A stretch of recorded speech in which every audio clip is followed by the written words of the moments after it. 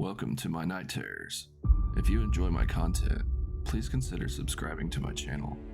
There was a terrible ringing in my ears as my eyes were having trouble focusing on what was above me. But what really filled me with despair was the pain I felt throughout my whole body. Then there was the smell. A familiar smell that I couldn't quite place, that had come across in my youth. As my eyes started to focus on the ceiling tiles above, it then dawned on me. This was a hospital. Now smelling all of the sterilization chemicals, my heart sank. I could remember driving through the mountains on my motorcycle. I had left early in the morning and spent much of it riding when suddenly I got into a hurry to get back home. I had forgotten that I had a friend coming over that day. That's all I could remember. Nothing past that moment I could recall until I woke up here. When my mind traveled back here to the present, I could feel the excruciating pain radiating throughout my body again. There wasn't any escaping it. Surely a nurse or doctor would be here shortly to explain things to me. I tried to move my arms and legs, but it was of no use. I had no strength. I laid there transfixed, staring at the ceiling tiles and lost my own thoughts when I heard him next to me. He was coughing. I could just make out his shadowy figure laying not even 10 feet next to me in this hospital room. I tried and tried to move my head to the right so I could see him entirely, but it was of no use. I felt so trapped and alone. I wanted so badly to be able to speak to someone. Here this man was, sharing a room with me, and I couldn't even say hello. That's when it all went dark. I came to eventually, not knowing how long I had been asleep. I could still make out the gentleman next to me. This time his head and shoulders were elevated, and I think he was looking over in my direction. I began to try and speak again, but no words came out. At least I didn't believe they did. My ears were still ringing terribly. "Save your breath," a voice echoed from across the room. He could hear me, I thought, when I tried to speak again. "Would you stop that damn moaning?" the voice shouted. "You're not making any sense. If you're wondering what's wrong with you, I don't really know, except you were in a really bad automobile accident. I overheard the doctor speaking with one of your family members, I presume. They want to shut up and just let me have some peace and quiet. That's all I want while I'm still on this rock. Is that too much to ask? You're probably going to live at least. Can't say the same for myself. My time is about up. I can feel it deep inside me. I've known it for quite some time. You'll know when you get to my age. How old are you anyway? 20s? Never mind. I don't care how old you are. Just knock it off with that incessant moaning, would you? Leave me alone in peace." The old man next to me then went silent. I didn't dare try and speak again. I just laid there, waiting. For what, I had no idea. When I came to, the old man was screaming next to me. He kept yelling for help, that the demons were trying to take him away. I laid there, frozen in fear. What was he talking about? He would not stop. It was getting to the point where I couldn't take it anymore.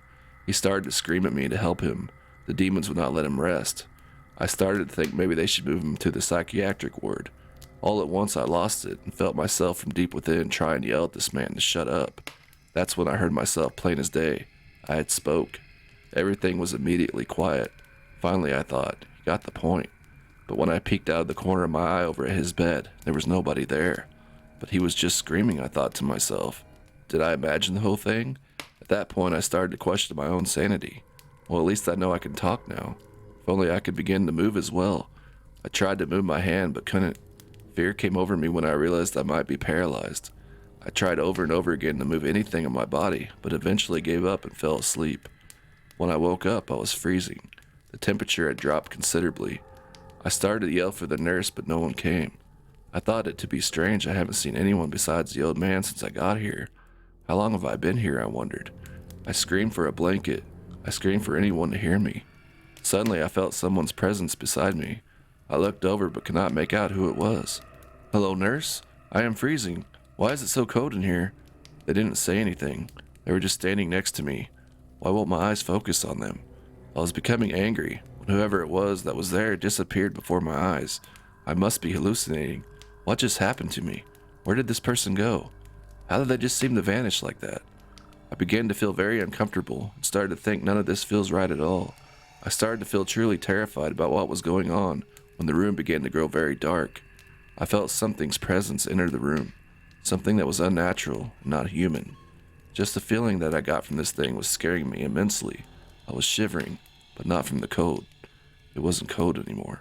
I could now see something towering over my bed. I could see its form, but it was still blurry to me. I didn't know what to do. I started to scream at it. Who are you? What do you want from me? Where is the doctor? Where is my family? My mother had to know where I was by now. I wanted to wake up from this nightmare. Help, I started to yell. Help me! When this thing's hand came down and covered my mouth. I could not breathe. It was suffocating me.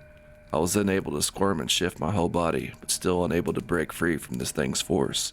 Soon I fell unconscious as everything began to drift away slowly. When I woke up, I was still on the hospital bed. I practically leapt out of bed, crashing down on the hard floor beside it. I laid there in pain, but was grateful that I could now move. As I sat up, I noticed how it was now nighttime. The room was in almost complete darkness. I could barely see by the slight glow of light coming from the window. Right then I remembered the towering figure that was next to me and started to panic. Soon I relaxed though, chalking it up to a nightmare. It had to be. It wasn't surprising. I have always hated hospitals. They had always been synonymous with death and pain. My father had died in one. I'm sure that's what triggered my nightmares. Perhaps even the old man was nothing but a dream. I sat there for a minute and then tried to raise myself up to my bed. I laid back feeling better when I realized there was no light whatsoever coming from anywhere inside this room. No nightlight. No lights emitted from any of the electronics. I started to feel very anxious again. Hospitals have backup generators if the power was to go out. What is going on here? What? I paused. A terrible groaning sound was coming from the hallway. As whatever it was began to get closer, the groaning turned into a growling sound. My hands grabbed hold of the hospital's bedpost and squeezed them in fear. My breathing was getting faster as this thing was approaching. I could hear it just outside of my room. It was making the most god-awful noises, like it was in severe pain. My eyes watched the doorway in anticipation for this thing to appear, but it stopped short. Go away! Leave me alone! Maybe this is what the old man was experiencing, I thought, when suddenly I heard a knock on the door. In walked a nurse next to my bed, but I couldn't see her face. Instead, there was only darkness. I trembled in fear as she began to raise her hand. Soon I could see my mother crying over my bedside, along with my brothers and my best friend Gabe. In a soft-spoken voice, I asked her, "Am I dead?" She nodded her head, yes.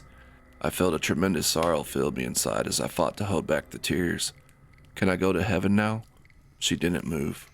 Am I going to heaven now? I asked her with tears in my eyes. She then looked up towards the ceiling, began to slowly ascend through it. Hello? Where did you go? Hello?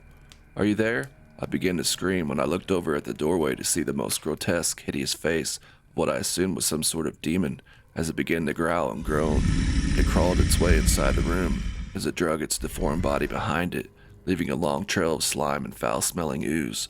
I felt myself sink further and further into my pillow as this demon crept closer to my bed. I was overtaken with fear. I could not move as this creature raised itself up over me. Its elongated head protruded out of its disgusting body, almost 2 feet as it looked down upon me. Slime from this thing dripped off its head onto my face as it smiled at me demonically. I began to scream and plead with God to save me from this foul demon. I didn't belong here. I wasn't a bad person. The demon then raised its arms, which were horribly scaly and infected looking, as it grabbed my arm and began to pull me off the bed onto the floor. It dragged me down the hallway slowly as I fought as hard as I could, but it was of no use. I could not overpower this beast. It was taking me away. I soon noticed it going down into a large boiling pit that smelled incredibly bad. As it descended and was taking my arm into this pit, it began to scald and burn my hands with excruciating pain. I began to squirm and fight with all of my strength. The pain was too much to bear. I was screaming and crying in agony. Please, no, this can't be real. I reached down from deep within myself and pulled as hard as I could and was able to free myself from this demon's grasp.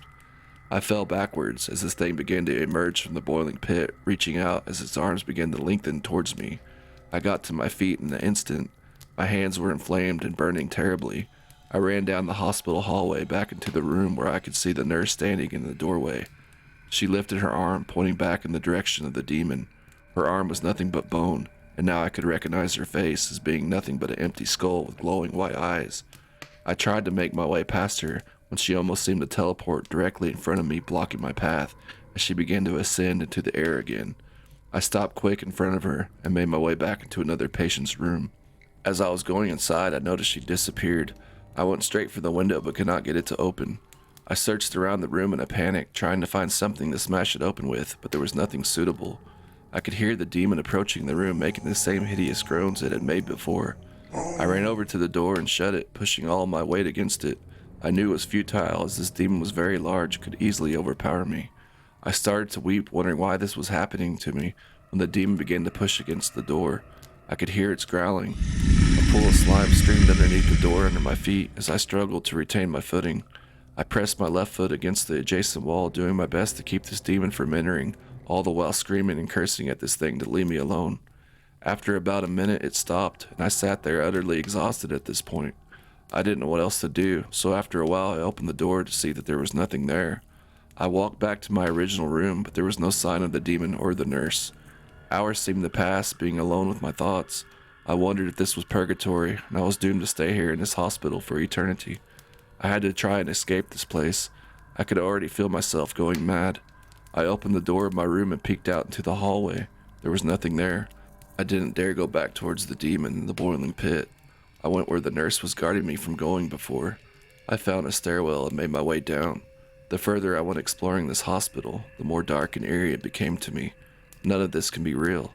I was just in a nightmare. Soon I would wake up at home in the comfort of my own bed. As I entered the lobby, I could see the exit sign hanging over the lobby doors. There I could actually see the outside, even though it was completely dark. I ran over and put my burned hands on the door handle, now overcome with joy and emotion. As I opened the door right next to my ear, I heard the familiar growling of the demon as it spoke. "Leaving, are you?" As I heard that, I damn near shot past those lobby doors like out of a cannon. I started running down the street in the dark. Trees were growing on both sides of the street like I remember seeing where I had been raised as a child. The nostalgia and familiarity of this place filled me with warmth and security. Never mind that none of this made any sense. I was just happy to be alive and back to a place that gave me comfort.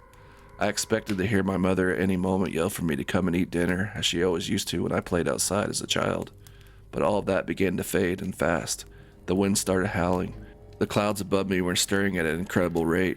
Soon I was blown down onto my knees as the rain began to come down hard. Then it began to hail. It got so strong I couldn't see my hand in front of my face. I made my way over to one of the trees and grabbed hold of it so I wouldn't blow away. But then one by one, each of the trees on my street were ripped from the earth and ejected into the sky. Soon I was left in a desolate wasteland. There was nothing left. All of my memories eventually faded.